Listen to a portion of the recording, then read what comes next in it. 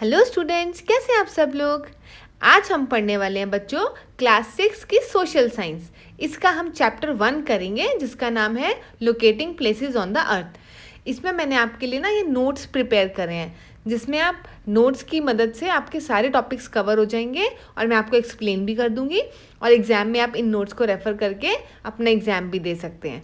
ठीक है, जो चीज़ें एक्स्ट्रा थी सब इसमें डालने की कोशिश तो की है, फिर भी कोई टॉपिक छूट जाता है तो आप मुझे मैसेज कर सकते हो, मैं आपको समझा दूंगी। ओके, चलो अब स्टार्ट करते हैं। सबसे पहले व्हाट इज़ मैप। मैप क्या होता है? मैप हम सब ने देखा, हमारे पास इंडिया के मैप, वर्ल्ड के मैप सब होते हैं, लेकिन अब 3 टाइप के मैप्स होते हैं आपके। कौन कौन से? एक होता है आपका पॉलिटिकल मैप, एक होता है आपका फिजिकल मैप और एक होता है आपका thematic map.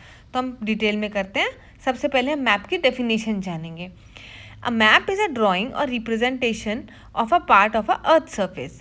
It may show a small area like a village or school और a large area like a country or the whole world. अब आपने देखा होगा मैप में हमें समझ में आ जाता है कि कौन सी जगह कहाँ पर लोकेट है, राइट। हम इंडिया का मैप में अगर देखेंगे हमको पता लगता है जम्मू एंड कश्मीर ऊपर है, सबसे साइड पे हमारा जो है गुजरात है। इस टाइप से हमको सारी की सारी उसमें पता है महाराष्ट्र कहाँ है, दिल्ली का है, तो हम मैप में से देख के पता लगा सकते हैं कि हम अलग अलग जगहें कहाँ पर हैं। और बेसिकली वो क्या होता है, एक ड्राइंग है, ठीक है, या रिप्रेजेंटेशन है अर्थ सरफेस का। आपको मान लो अब अर्थ तो पूरी गोल है, राउंड है, तो उसमें आपको वर्ल्ड का पूरा मैप अलग से दिखता है, आपको इंडिया का मैप दिखता है, तो इस चीज़ को रिप्रेजेंट करता है मैप। और मैप की वजह से अब आपको किसी पर्टिकुलर विलेज का अगर मैप बनाना है, मान लो आपको अपने घर से लेके स्कूल तक का मैप बनाना है, तो आप वो भी बना सकते हो कि मेरा स्कूल यहाँ पर है और उधर से आप राइट जाएंगे, फिर आपको एक बस स्टॉप मिलेगा, फिर आपको आगे जाकर एक बारबेक्यू नेशन करके एक रेस्टोरेंट मिलेगा, फिर उधर से आप लेफ्ट ले लो। इस टाइप से आप एक रफ मैप बना सकते हैं। तो बेसिकली मैप हमारी हेल्प करते हैं हमें कोई भी जगह को लोकेट करने के लिए। अब पर्पस क्या है मैप का? It help us to locate the places and understand the spatial relationship. तो हमें प्लेसेस लोकेट करने में ये हेल्प करता है। अब एटलस क्या होती है? आपके पास एटलस होगी, उसके अंदर बहुत सारे मैप्स होते हैं, उसके अंदर एक एक जगह को इलेबोरेट करके मतलब एक्सप्लेन करा होता है। जैसे मान लो आपको पास एक वर्ल्ड का मैप है, ओके, अब उस वर्ल्ड में कितनी सारी कंट्रीज़ हैं, फिर एक एक पर्टिकुलर कंट्री का आपको एटलस के अंदर मैप मिलेगा। फिर उस कंट्री के अंदर भी जो छोटे छोटे पार्ट्स हैं उनका आपको अलग से मैप मिलेगा, आपको विलेज, टाउन सब पता चलेगा। तो इस टाइप से एटलस के अंदर रिवर्स, माउंटेन्स, हर चीज़ का आपको मैप मिल जाएगा। तो एक एटलस ऐसी जगह है जहाँ पे आपको जो भी एरिया देखना हो, जो भी प्लेस देखनी हो अर्थ के ऊपर कहाँ है, आपको एटलस में मिल जाएगी। तो एटलस की डेफिनेशन क्या है? इट इज़ अ बुक और a collection of different type of map. अलग अलग टाइप के मैप्स का कलेक्शन को आप, उसकी जो बुक बन जाती है उसको आप एटलस कहते हैं। ठीक, आपके लाइब्रेरी में भी बहुत होंगी। अब पढ़ेंगे टाइप्स ऑफ मैप। पहला होता है फिजिकल मैप। फिजिकल मैप में ना आपको बच्चों नेचुरल फीचर्स दिखाई देते हैं, जैसे आपके माउंटेन्स हो गए, रिवर्स हो गए, ओशंस हो गए, ये सब आपको इंडियन ओशन, अरेबियन सी, ये सब आपको दिखेंगे। हिमालयाज दिखाएंगे, वो गंगा, यमुना, सरस्वती, ये सब रिवर्स दिखाएंगे। ये फिजिकल मैप हो गया जो नेचुरल फीचर्स को डेमोन्स्ट्रेट करता है। पॉलिटिकल मैप क्या होता है?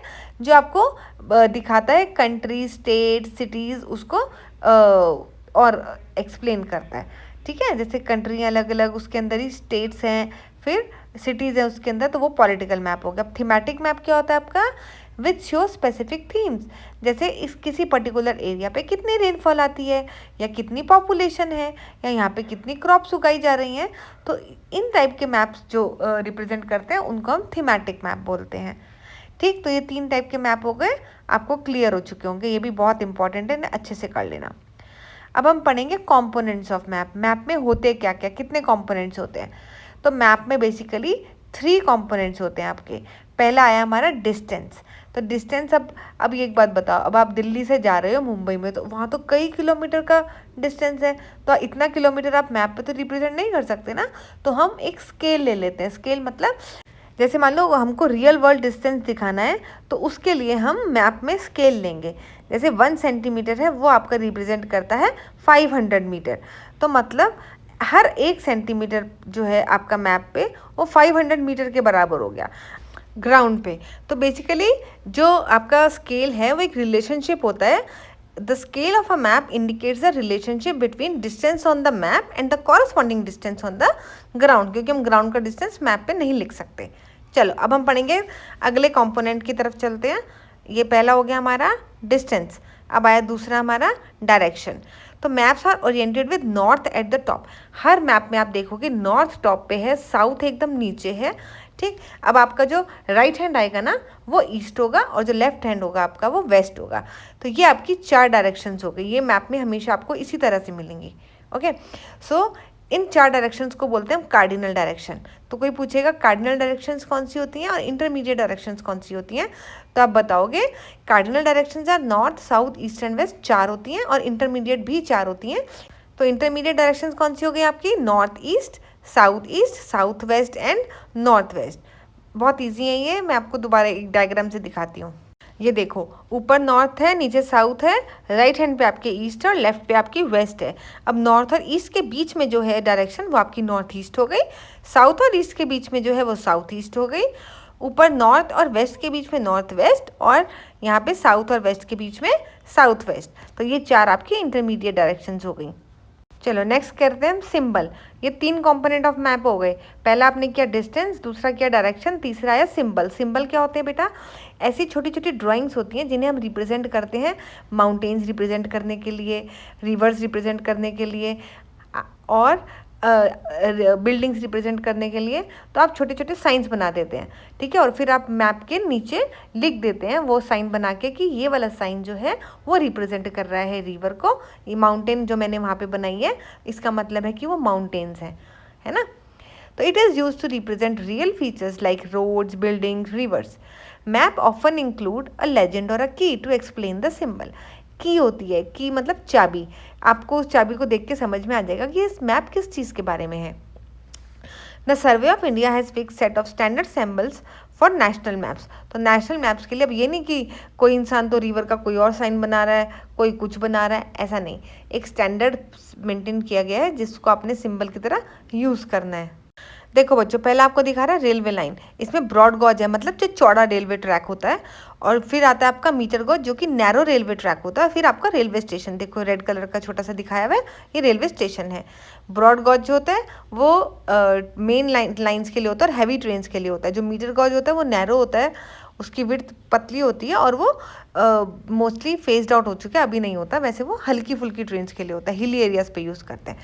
अब यहाँ देखो सेकंड जो है रोड्स, मेटल एंड अनमेटल। ये मेटल रोड इस तरह से साइन दिखाएंगे, अनमेटल का ऐसे डैश डैश करेंगे। फिर आई आपकी बाउंड्री इंटरनेशनल स्टेट की।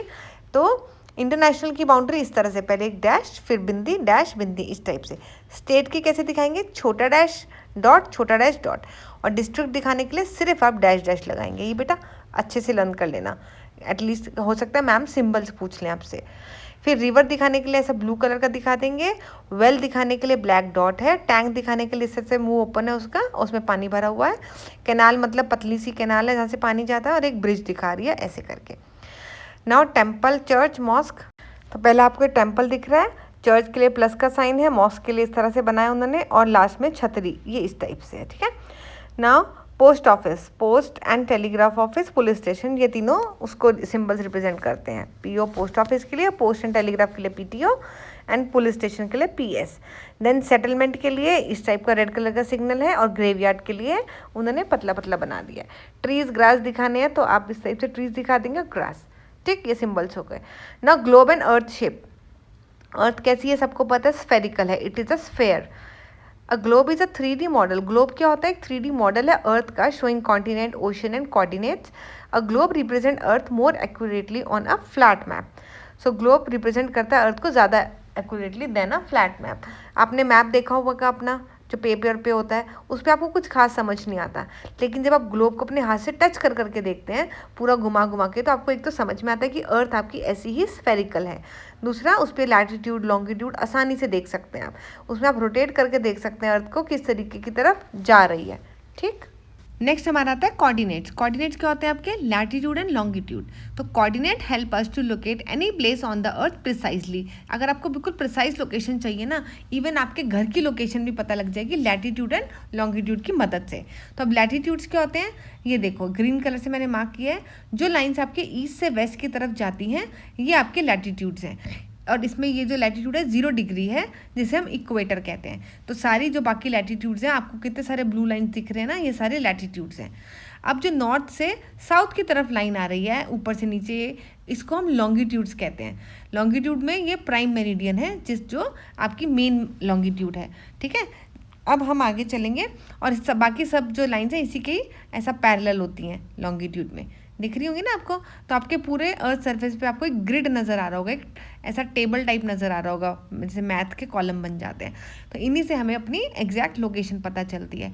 अच्छा, जो लैटिट्यूड होते हैं ना बच्चों, याद रखना, वो क्लाइमेट को इफेक्ट करते हैं किसी भी प्लेस के, और जो लॉन्गिट्यूड होते हैं आपके, वो टाइमिंग दिखते हैं, ठीक है, उनसे इफेक्ट होती है आपकी timing.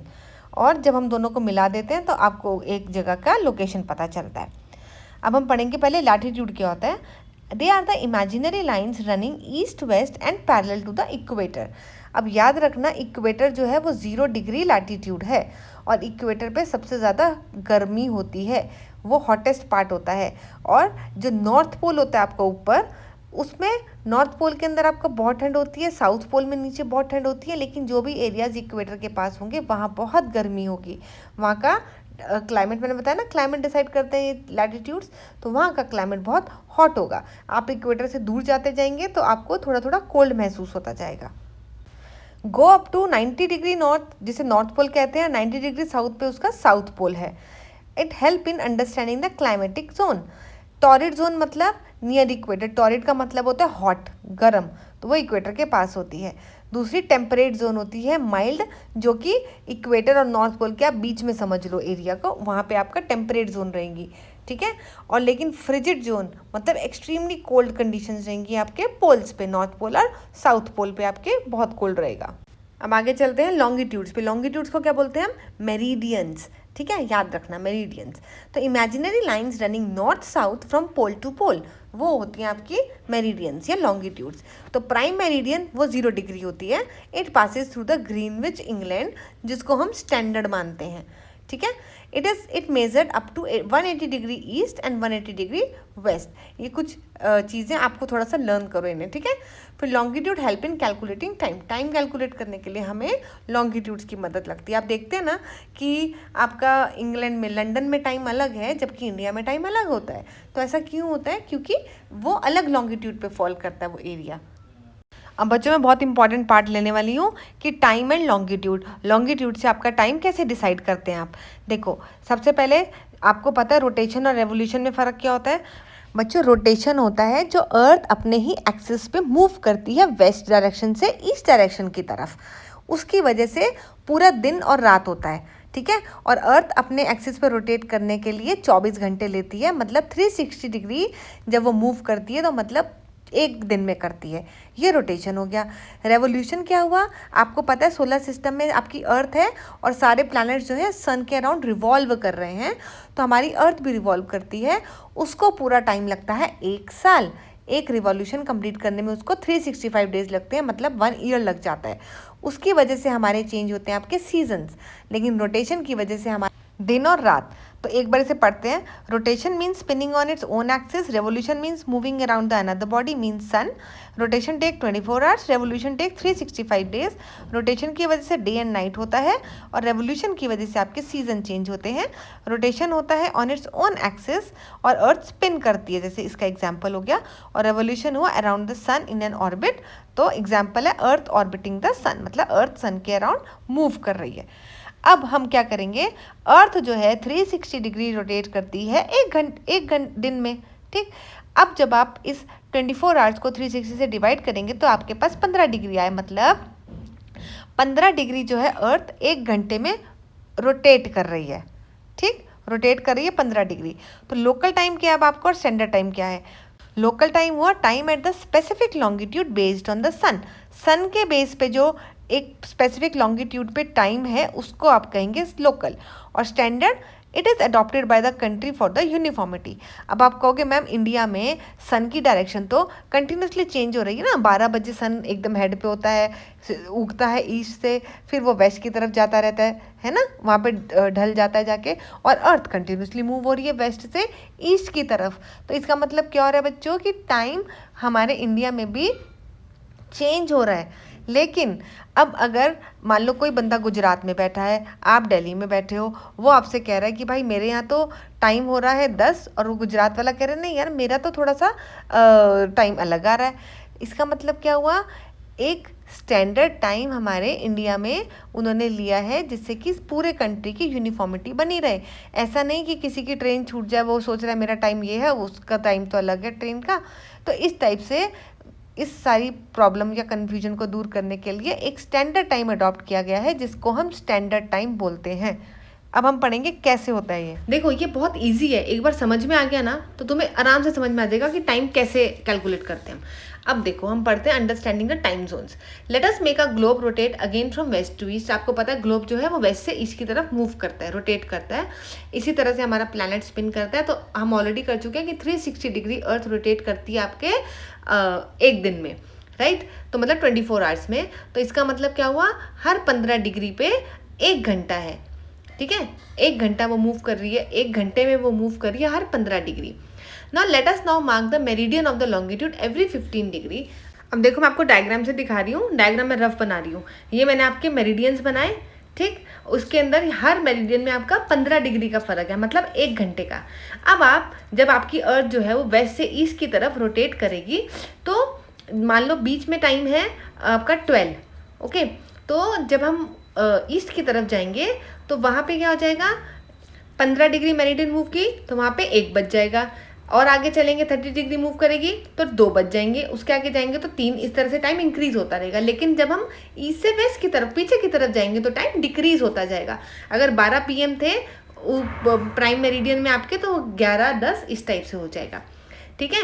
So moving eastward from the prime meridian we get 0 degree, 15 degree, 30 degree, 45 degree and so on every 15 degree up to 180 degree east. तो जब तक हम 180 डिग्री ईस्ट तक पूरा नहीं पहुंच जाते तब तक 15 डिग्री वो इंक्रीज करेगा। It is the same as adding 1 hour to the local time with each meridian. तो हर मेरिडियन के साथ आप 1 घंटा ऐड करेंगे। देखो आपको ये 12 PM दिखाया है, ये बीच जो 0 डिग्री दिख रहा है ना, ये आपका ग्रीनविच मेरिडियन है जो कि स्टैंडर्ड मेरिडियन लिया इन्होंने। और फिर जब आप इसमें ईस्ट की तरफ चलते हैं तो आपका टाइम 1-1 घंटे से इंक्रीज होता रहता है, 1, 2, 3 इस टाइप से। लेकिन जब आप वेस्ट की तरफ जाते हैं तो वो 11, 10, 9 पीछे की तरफ 1-1 घंटा डिक्रीज होता है। तो अब आपको अगर कोई भी क्वेश्चन आता है कि लंदन में टाइम कितना है और आपको इंडिया में टाइम बताना है तो वो इस तरीके से ऐड होकर आता है, ठीक। अब ऐसा इंडिया में भी होगा कि आपका गुजरात में टाइम अलग होगा, लेकिन जो लोग असम में बैठे हुए हैं वहाँ पे उन्हें अलग टाइम दिखेगा क्योंकि मेरिडियंस तो मूव कर रही है ना, आई मीन अर्थ तो कंटिन्यूसली रोटेट कर रही है। तो बहुत ज़्यादा डिफरेंस नहीं आएगा, कुछ मिनट्स का ही आएगा, बट डिफरेंस आएगा। तो उस डिफरेंस को वो डिफरेंस ना आए, पूरे इंडिया में एटलीस्ट एक यूनिफॉर्मिटी बनी रहे, उसके लिए हमने स्टैंडर्ड टाइम लिया जिसे हम IST बोलते हैं, इंडियन स्टैंडर्ड टाइम। अब इंडियन स्टैंडर्ड टाइम क्या होता है, GMT, मतलब जो ग्रीनविच मेरिडियन टाइम है आपका, उसके अंदर आप 5 आवर्स 30 मिनट्स प्लस कर देंगे तो आपका इंडियन का स्टैंडर्ड टाइम आ जाएगा। और it is based on 82.5 degree east longitude, उस लॉन्गिट्यूड पे बेस है हमारा जो इंडियन टाइम है। अब हम पढ़ते हैं, don't miss out, the Greenwich meridian is not the first prime meridian, there were other in the past. ठीक है, पहले और भी थी। In fact many centuries before Europe India has a prime meridian of its own. तो India के पास अपनी खुद की प्राइम मेरिडियन थी, लेकिन अभी एक ही हो गई है पूरे वर्ल्ड में। इट इज़ कॉल्ड मध्य रेखा, उसको उस टाइम में मिडल लाइन या मध्य रेखा कहते थे। और वो बिल्कुल कहाँ से निकलती थी, it pass through the city of Ujjaini, जो हम आज उज्जैन कहते हैं। उज्जैन मालूम है ना आपका, मध्य प्रदेश में। मध्य मतलब बिल्कुल बीच में जो है इंडिया के। which was a reputed center for the astronomy for many centuries. Now, Varamahira, a famous astronomer, lived and worked there for 15,000 years ago. 15,000 years ago उसने काम किया था वहाँ। Indian astronomers were aware of the concept of latitude and longitude, including the need for a zero or a prime meridian. The Ujjaini meridian became a reference for calculation in all Indian astronomical texts. उस time पे तो उज्जैन से जो meridian निकलती थी उसी के basis पे वो लोग अपनी सारी कैलकुलेशंस करते थे। The map shows a few ancient Indian cities close to the Ujjaini meridian. Some are very close to it while other are little away. This is because measuring longitude required accurate timekeeping which are not precise then as it is today. चलो बच्चों, जो time के बारे में हो गया, अब हम पढ़ेंगे हेमिस्फेयर। हेमिस्फेयर क्या होता है बच्चों? हेमी का मतलब आधा और स्फेयर का मतलब जो आपकी पूरी स्फेयर है, अर्थ है। तो जब आप अर्थ को आधा काट देते हैं तो उसको हम हेमिस्फेयर कहते हैं। अब अर्थ को आधा आधा कैसे काट सकते हैं? हम दो तरीके से काट सकते हैं। एक तो आप नॉर्थ पोल साउथ पोल के अंदर लाइन मार के काट सकते हैं, एक आप ईस्ट और वेस्ट के अंदर लाइन मार के उसको काट सकते हैं। तो जो आप ईस्ट एंड वेस्ट लाइन मारेंगे तो ऊपर वाला जो पार्ट होगा वो आपका कहलाएगा नॉर्दर्न हेमिस्फेयर, नीचे वाला कहलाएगा आपका सदर्न हेमिस्फेयर। तो कहने का मतलब है जो आपका इक्वेटर है it will divide the earth into आपका northern hemisphere and southern hemisphere. ये इक्वेटर है तो नॉर्दर्न हेमिस्फेयर ऊपर वाला हो गया, सदर्न हेमिस्फेयर नीचे वाला हो गया। जो प्राइम मेरिडियन है ये हमारी, ये डिवाइड करेगी इसको वेस्टर्न हेमिस्फेयर और ईस्टर्न हेमिस्फेयर में। ठीक है, ये कोई खास मुश्किल नहीं था, आपको समझ में आ गया होगा। ये देखो यहाँ पे भी दिखा देती हूँ एक बार, ये ग्रीनविच मेरिडियन दिख रही है आपको, ये डिवाइड कर रही है अर्थ को, इन्होंने काट के भी दिखा दिया इसको दो पार्ट्स में। ये वेस्टर्न हेमिस्फेयर हो गया, उधर ईस्टर्न हेमिस्फेयर हो गया, और जो आपका इक्वेटर है वो उसको डिवाइड करती है नॉर्दर्न हेमिस्फेयर और सदर्न हेमिस्फेयर में। बच्चों मैं यही चाहती हूँ कि आपको ये चैप्टर अच्छे से समझ में आ जाए, क्योंकि एक बार बेस आपका मजबूत हो गया ना तो आपको कभी प्रॉब्लम नहीं आएगी आगे। टाइम वाइम ये सब आप ऐसे ही निकाल लोगे। अब हम पढ़ेंगे इंटरनेशनल डेट लाइन IDL, ये भी बहुत इंपॉर्टेंट है, इस पर शॉर्ट नोट भी आ सकता है। It is located near 180 degree longitude opposite to the prime meridian. अब प्राइम मेरिडियन के अपोजिट 180 डिग्री पे आपका इंटरनेशनल डेट लाइन है। Crossing international date line affect the calendar date. तो जब आप इंटरनेशनल डेट लाइन को क्रॉस करते हैं तो इसका मतलब आप डेट्स क्रॉस कर रहे हैं। ठीक है, अगर आप ईस्ट की तरफ जाते हैं, ईस्टवर्ड जाएंगे तो you have to subtract 1 day, लेकिन अगर आप वेस्ट की तरफ जाएंगे तो आपको ऐड करना है 1 डे। ये लर्न कर लेना, ठीक है, भूलना नहीं इसको। Now ideal is not a straight line, it zigzags into avoid the dividing countries. ये देखो ये हमारी इंटरनेशनल डेट लाइन आपको ब्लू कलर में दिख रही है, जिगजैग लाइन्स हैं। ठीक है, आपको दूसरे भी डायग्राम दिख रहा होगा इंटरनेशनल डेट लाइन जो आपको डॉटेड में दिखाया, तो ये आपकी डेट लाइन है। Now international date line is the line extended between the south and the north pole, south pole और north pole में है, that is boundary between one calendar date and the next calendar day change करता है। It passes through the Pacific Ocean and it follows the 180 degree line of the longitude and deviating to pass around some territories and island groups. Crossing the date line east bound decreases the day by 1 day, while crossing the date line west bound increases the date by 1 day। ये बहुत important है, ये आपको इसके basis पे पूछ सकते हैं कि कैलेंडर डेट क्या हो सकती है कोई भी क्वेश्चन में। ठीक है, now we will read time zones. The earth has 24 time zones, 1 for every 15 degree of longitude. पता ही आपको 24 आवर्स लगते हैं, तो 24 टाइम जोन्स हो गई। Some large countries like Russia और USA they have multiple time zones. तो अब बहुत बड़ा एरिया अगर होगा काफ़ी लार्ज तो उसके अंदर तो बेटा 15 डिग्री करके चेंजेस काफ़ी आ जाएगा ना। तो जैसे कंट्री हमारी रशिया और USA उसमें मल्टीपल टाइम जोन्स हैं। ठीक है, मतलब अलग अलग एरिया पे अलग अलग ऐसा टाइम रहता है। Time zone do not follow perfect meridian, they adjust to the national boundaries. तो टाइम जोन कोई परफेक्ट मेरिडियन नहीं फॉलो करती हैं, they just adjust to the national boundaries जो आपके उस कंट्री या उसकी बाउंड्रीज हैं। अब हम करेंगे इसे summary points. A map represent the earth और a part of it. Key components क्या होते हैं इसके मैप के? Distance, direction and symbols. Second, a globe is a spherical model of the earth, better for showing the actual positions. Third, latitude and longitude form a grid system to locate any place on the earth precisely.